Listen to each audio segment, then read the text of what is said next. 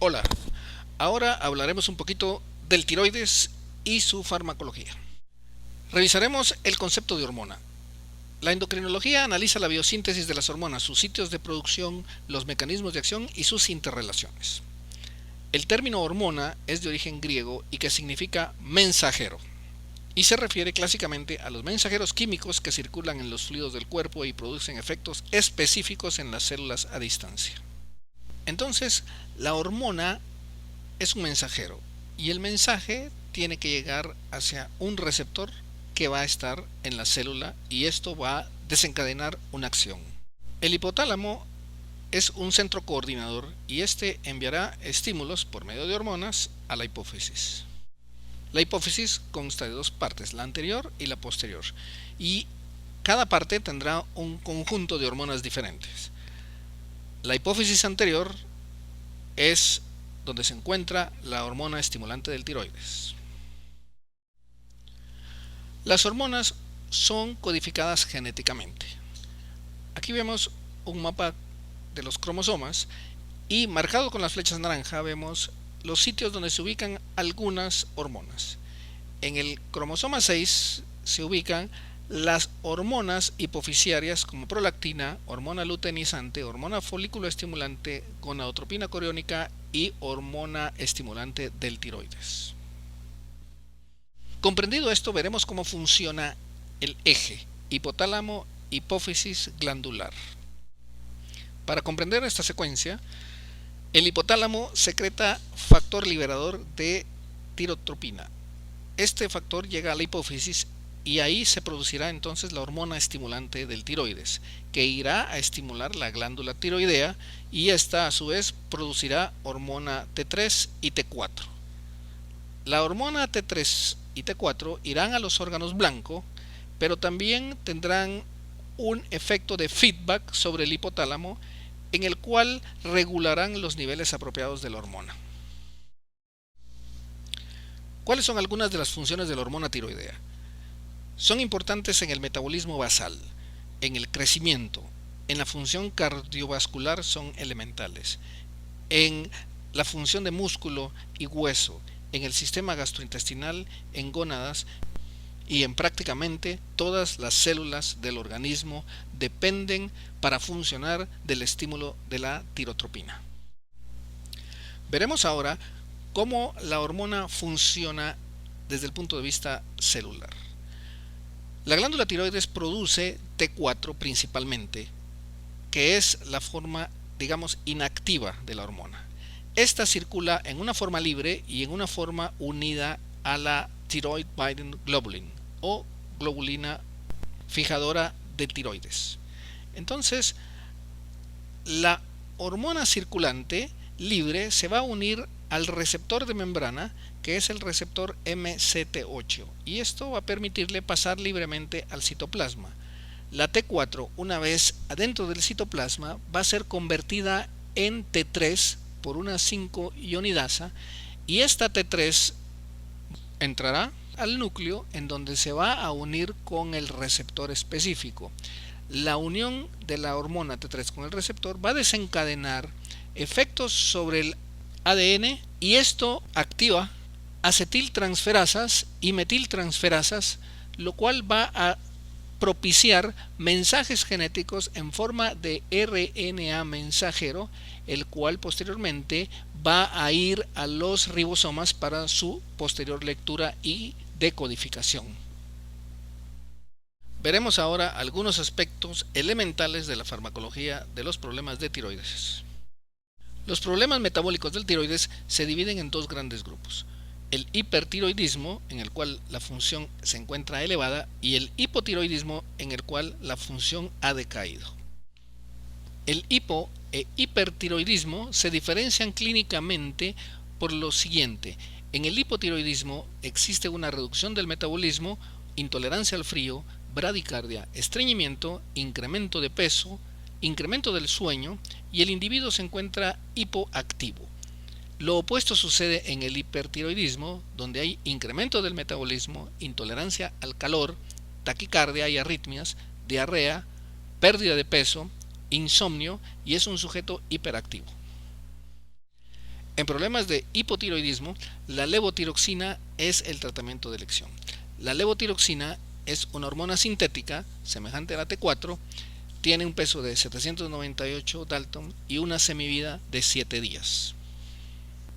La levotiroxina debe ajustarse en dosis diferente en cada paciente según la edad, el peso del paciente y la respuesta a la hormona estimulante del tiroides. En cuanto al tratamiento del hipertiroidismo, tenemos un menú un poquito más extenso.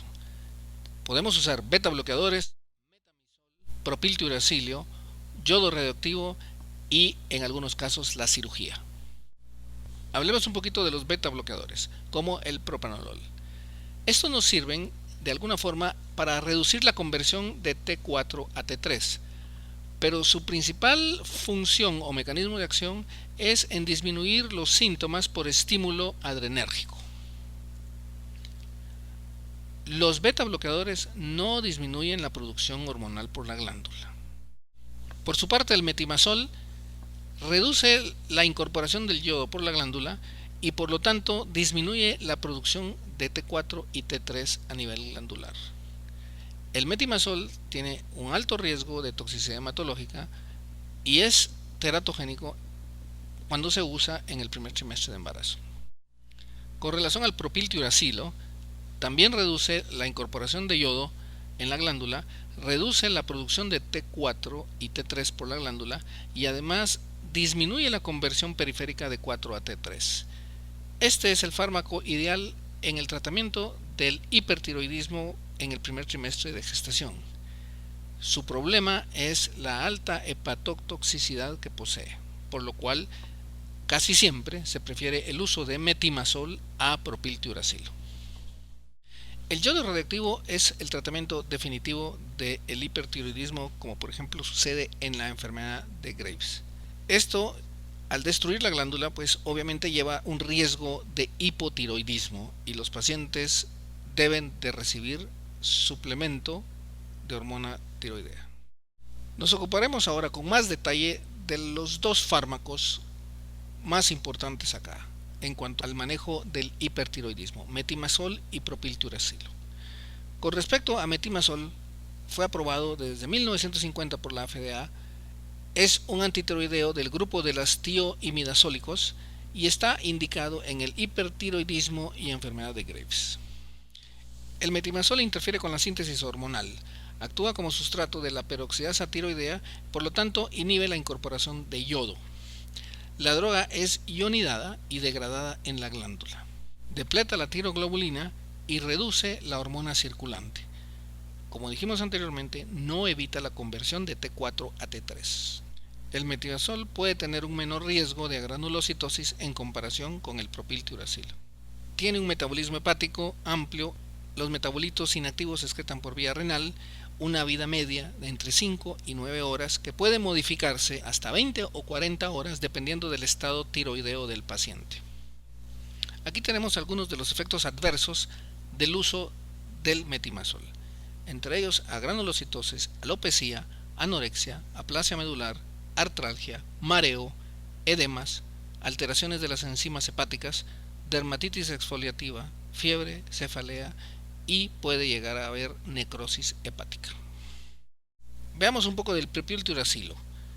Este es un antitiroideo oral también derivado de la tiourea y difiere tanto química como estructuralmente del metimazol. El propiltiuracilo interfiere directamente con el primer paso de la biosíntesis de hormonas tiroideas en la glándula tiroides.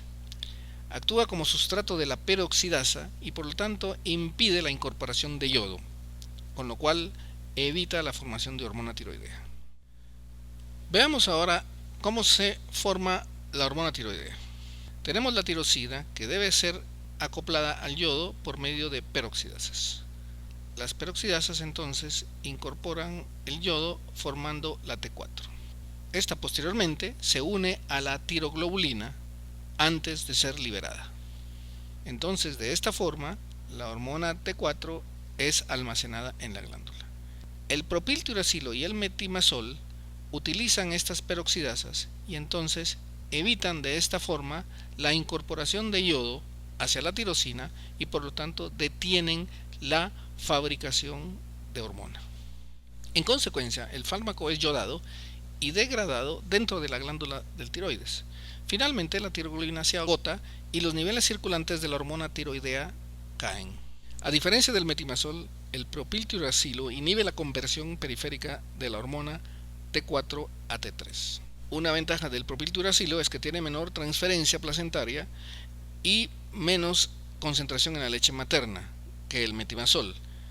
Por lo tanto, se le prefiere en mujeres embarazadas en el primer trimestre y eventualmente en mujeres que estén dando de lactar. Ahora veremos algunas drogas que afectan el funcionamiento del tiroides. Diversos fármacos pueden alterar la función glandular, ya sea haciéndola que funcione menos o generando una hiperfunción hormonal. Esto adicionalmente generará una alteración de las pruebas de laboratorio que pueden ser subclínicas. Particularmente en este grupo están las drogas que contienen yodo, como yoduro de potasio, lugol, amiodarona, yodoquinol, el elixir de teofilina, medios de contraste y otras tinturas de yodo. Los mecanismos por medio de los cuales un fármaco puede alterar la función tiroidea son varios.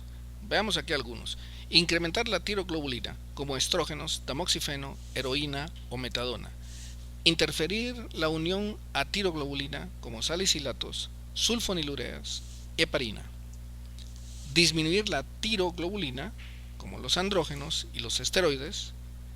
Inhibir la conversión de T4 a T3 o inhibir la síntesis de T4 y T3 en la glándula, como propiltiuracilo, propranolol, amiodarona y litio. Aumentar la secreción de T4, T3 o TSH, como amiodarona, interferón, yodo. Aumentar la respuesta de TSH a TRH, como el litio y algunos dopaminérgicos. Por lo tanto, en algunos tratamientos tenemos que tener alguna precaución con las modificaciones tiroideas que este puede ocasionar. Un ejemplo clásico es el litio. El litio interfiere con la función tiroidea definitivamente. En el 50% de los casos puede desarrollarse bocio y también en algunos casos se ha reportado tirotoxicosis.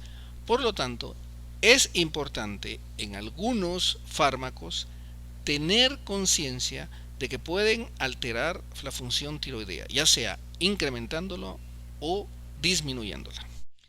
En conclusión, hay que considerar un efecto adverso en algunos fármacos que pueden alterar la función tiroidea. En caso de detectarse esto, debe de suspenderse o sustituirse el medicamento y luego reevaluar al paciente. El paciente, una vez ha tenido una alteración tiroidea, debe de seguirse por un tiempo prudencial. Hemos revisado ahora algunos aspectos elementales de la función del tiroides y del tratamiento del hipertiroidismo y del hipotiroidismo. A continuación, debes de responder algunas preguntas del examen y efectuar algún ejercicio.